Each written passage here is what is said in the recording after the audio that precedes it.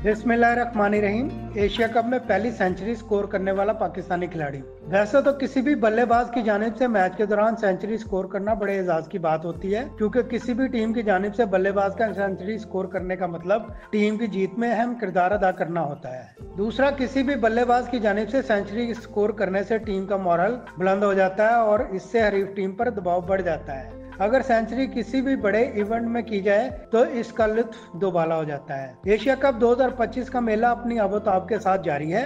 Asia cup में अब तक 62 सेंचुरियां स्कोर हो चुकी हैं। मुख्तलिफ ममालिक के 41 बल्लेबाज ये कारनामा अंजाम दे चुके हैं। ताहम आज हम उस खिलाड़ी की बात करने जा रहे हैं जिसने एशिया कप में पहली सेंचुरी स्कोर की थी।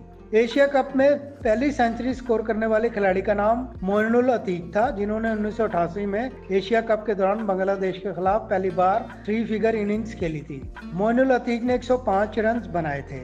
ताहम इस मैच में पाकिस्तान के मिडल ऑर्डर बल्लेबाज इजाज अहमद ने भी सेंचुरी स्कोर की थी और वो 124 रन के साथ नॉट आउट रहे थे। एशिया कप के दौरान सबसे ज्यादा सेंचुरियां स्कोर करने का एजाज श्रीलंका के ओपनिंग और जारहाना बल्लेबाज सनत जयसूर्या के नाम है, जिन्होंने एशिया कप में शिरकत करते हुए 6 ट्रिपल फिगर इनिंग्स खेली है।